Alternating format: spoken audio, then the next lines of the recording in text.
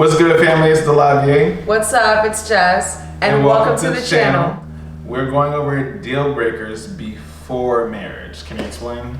It's like things that you yourself know based on who you are, your personality, that you cannot tolerate. No-goes. So hygiene, stinky, bad breath, no-go. I cannot. And I think most people would agree that they can't either.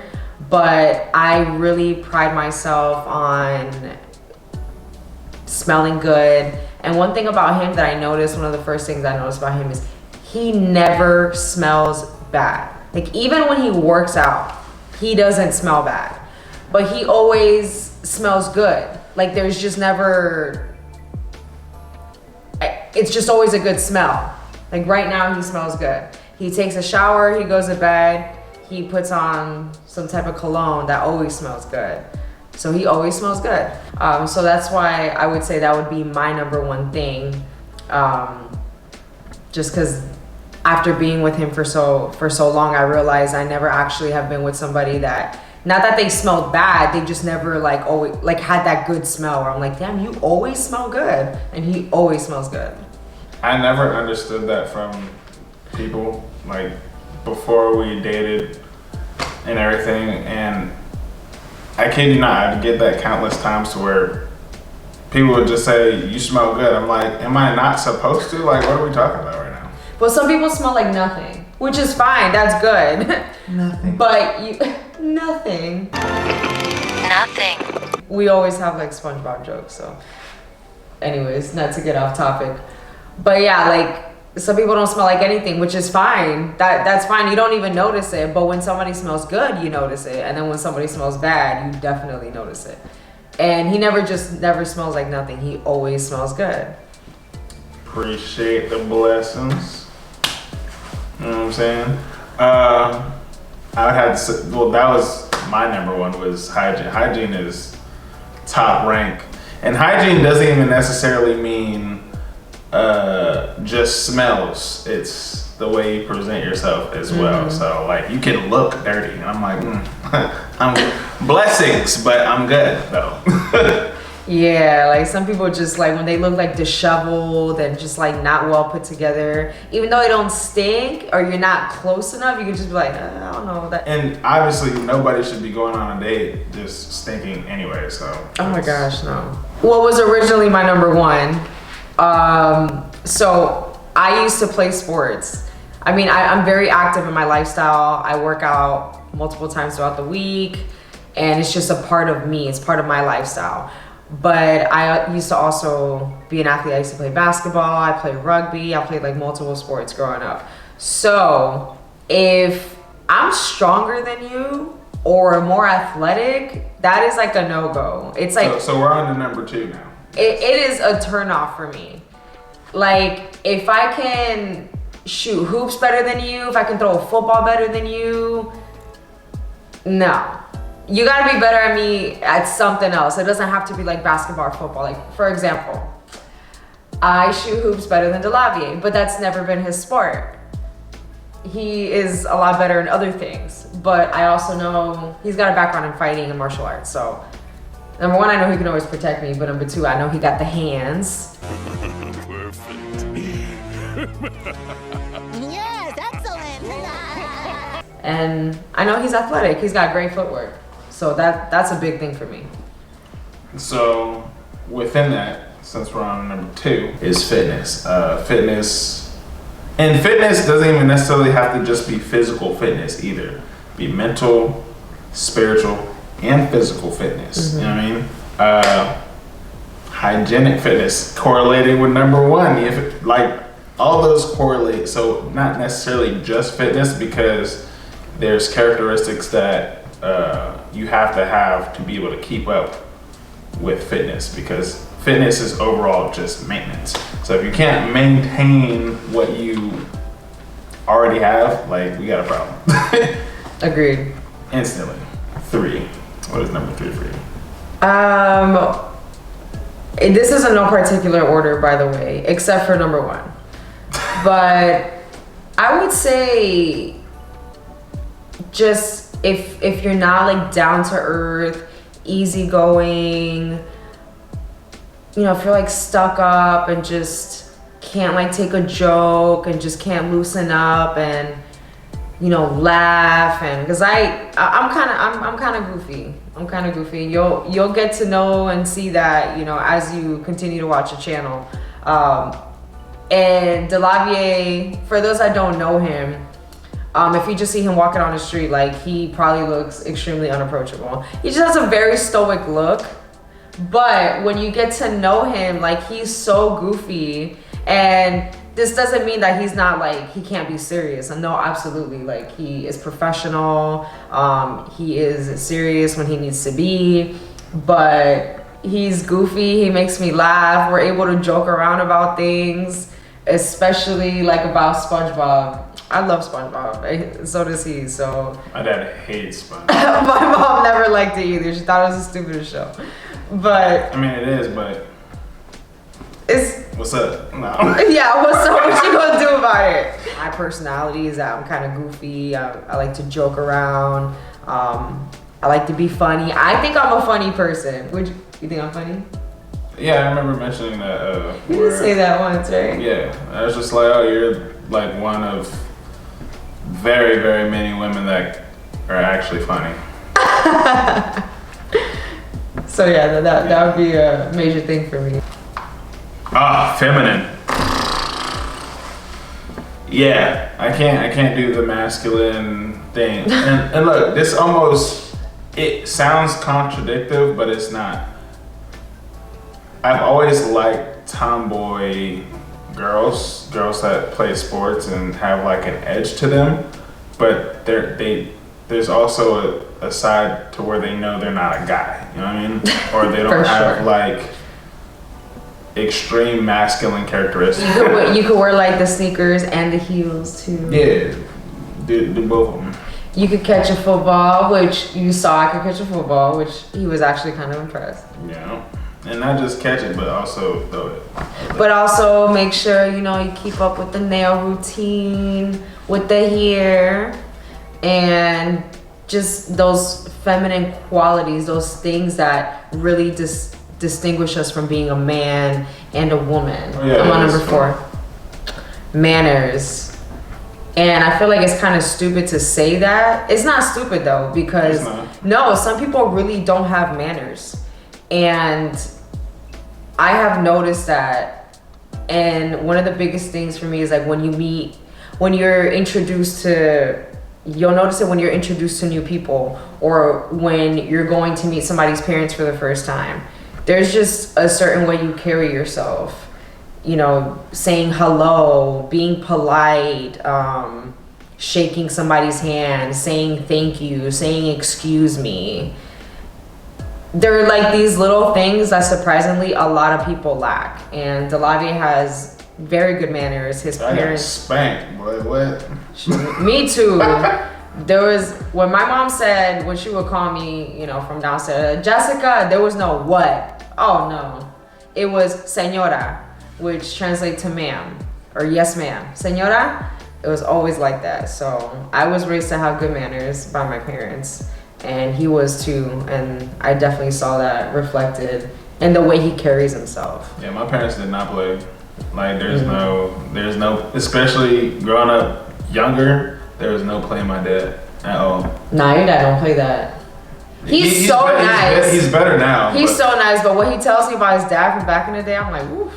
No, my dad did not play. It was not like at all. I was just like, I'm leaving home at 13. He's just like, look, these doors do not swing like the Western doors. You leave, that's it. I'm calling the cops and they're gonna pick you up. I said, oh.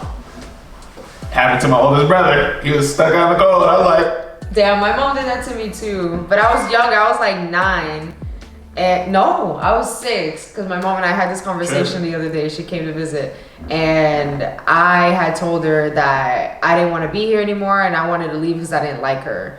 So my mom said, okay. She packed a bag for me, my little rolly bag where I used to put my Barbies in, and she packed my bag and put it right next to the door, and she said, okay, Cynthia are out of here. me and He-Man are out. Oh yeah. Kevin Hart. in front of Kevin Hart stand up. And she put the bag right by the door. She said, okay, what are you going? And I was like, you gonna kick me out? But yeah, no, she didn't play that. Someone that just doesn't have any drive. Like they just do work and that's it. They go to work, come home. What are you doing? Chilling? No. Anytime I heard chilling or what you doing all the time, I'm like, no. You gotta be working on something, project, something. It couldn't just be work. Like it sounded crazy to me that somebody just went to work and that was it. Because that's not how I did things ever. Like I've never, even times where I was like unemployed or whatever, I was always doing something. I had some sort of project, some sort of something that I could show, had a resume for, track record of, whatever the case. I was always doing something, so. And I think I could piggyback off of that by like saying that ambition doesn't always have to do with like finding ways to make more money, because people think of ambition and they automatically connect it to money. But it's in what ways can you better yourself? Self-development. Like I'm really big on that. So is he.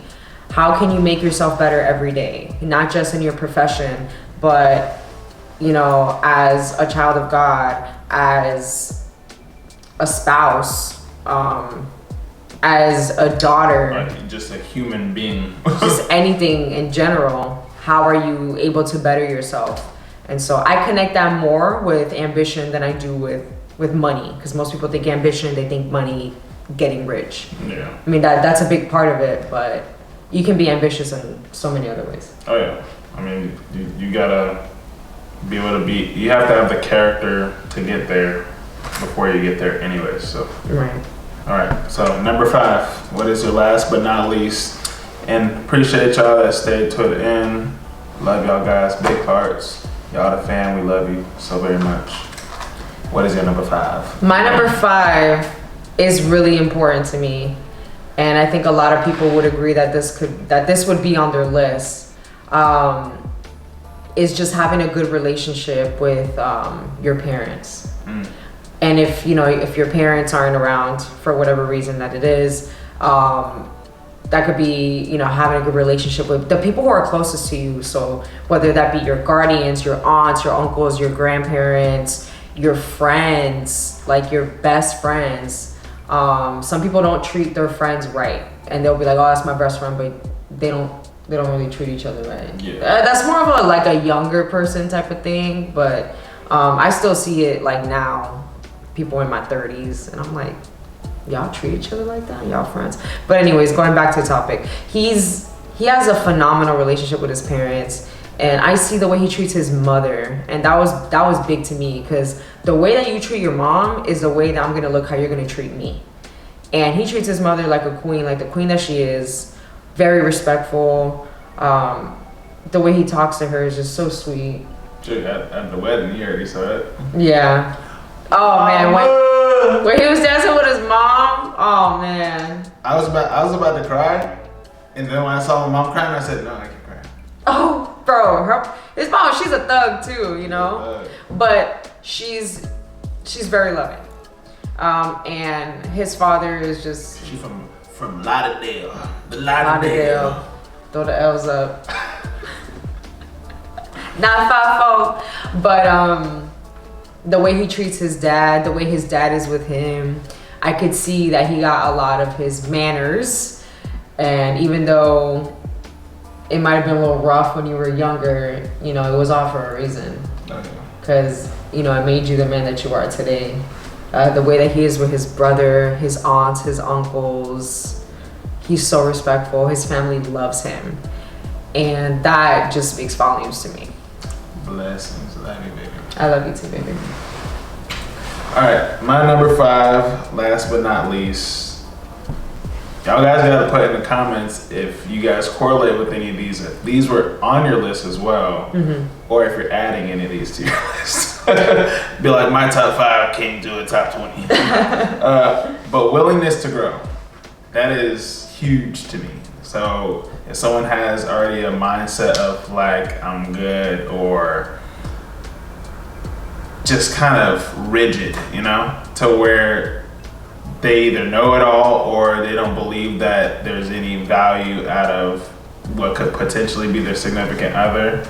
And usually it comes from upbringing, whatever the case may be, but the willingness to grow is huge because there has to be, what Bruce Lee says? You have to be formless, my friend. You gotta be like water, right? Because both of you guys are still learning each other, and you're gonna be learning each other from the day you met to marriage to the death do you part, right? You're gonna be learning every single day because you're not gonna be the same person you were yesterday, right? You're supposed to grow. You're supposed to learn. So understanding my wife and understanding myself more, there's always going to be these growing portions in our life which would accrue growing pains. So if there's lack thereof willingness to grow, appreciate you. Have a better one. You know what I'm saying? And I just gotta add a disclaimer because I mean, people will be people, and not the fam though, but people always find a way to like argue and, you know, nitpick, even if you're just sharing something that is personal to you. These are things that are no-goes for me, as well as for him. Some people might not prioritize these things as much as we do, but these are our personal no-goes. Oh, most definitely. And last but not least, like we said before, we appreciate y'all for staying. Make sure you guys like and comment any of the ones that you guys correlate with or anything that you guys would like to put onto your list. Please do so and let us know in the comment section below. Y'all guys the fam, and we appreciate y'all very much. You guys have a good one. God bless.